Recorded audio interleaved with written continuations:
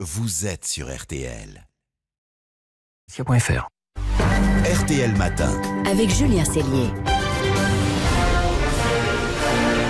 Un air d'Amérique. Et l'édition spéciale continue, 5h40 sur RTL. RTL avec vous pendant cette crise du coronavirus. Crise chez nous, mais crise mondiale. On va partir tout de suite aux États-Unis rejoindre notre correspondant à New York, Philippe Corbet. Bonjour Philippe. Bonjour Julien, bonjour Marina, bonjour à tous. Bonjour Philippe. Vous voulez nous parler ce matin d'une étude absolument inquiétante sur la mortalité potentielle du virus aux États-Unis. Oui, je peux vous dire que c'est un rapport qui a impressionné le président Trump et qui explique d'ailleurs le changement de ton radical qu'on constate ici depuis lundi. Il a vraiment endossé le costume de chef de guerre, puisque lui aussi, comme le président Macron, parle désormais de guerre.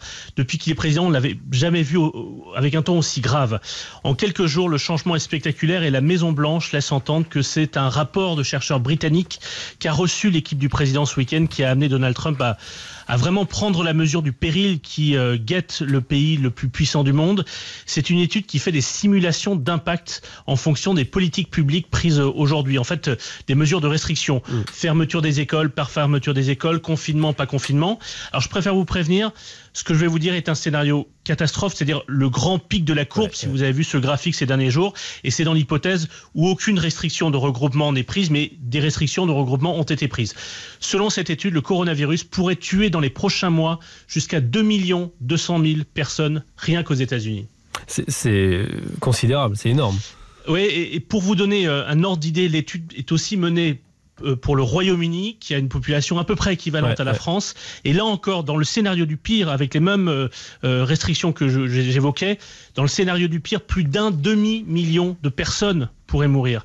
Les auteurs préviennent au passage que le seul moyen d'éviter une mortalité aussi massive, ce sera de maintenir des mesures strictes de confinement et pendant une longue période, pas seulement quelques semaines. En fait, selon ce rapport cité par le New York Times, pour freiner l'épidémie, il faudrait des restrictions drastiques sur le travail, l'école et toutes les fréquentations sociales jusqu'à ce qu'un vaccin soit disponible, ce qui pourrait prendre, on nous dit, 1 an, 18 mois. Donc imaginez que ce que nous vivons là pourrait s'installer dans la durée.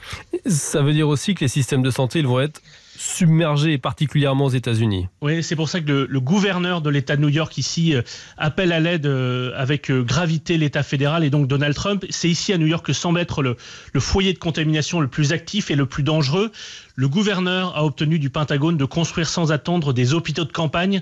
L'US Navy prépare déjà 2 navires hôpitaux. Chaque bateau compte 12 salles d'opération et 1000 lits, un laboratoire, des hélicoptères pour amener des malades. Donc le Pentagone a déjà mobilisé ces 2 navires, mais la mairie de New York pense que ce ne sera pas suffisant et veut utiliser le Javits Center, qui est un peu l'équivalent de la porte de Versailles. C'est juste en bas du bureau RTL. Transformer cet immense centre de convention en hôpital de campagne. Et il est même question d'utiliser rapidement aussi le Madison Square Garden, qui est l'équivalent de Bercy.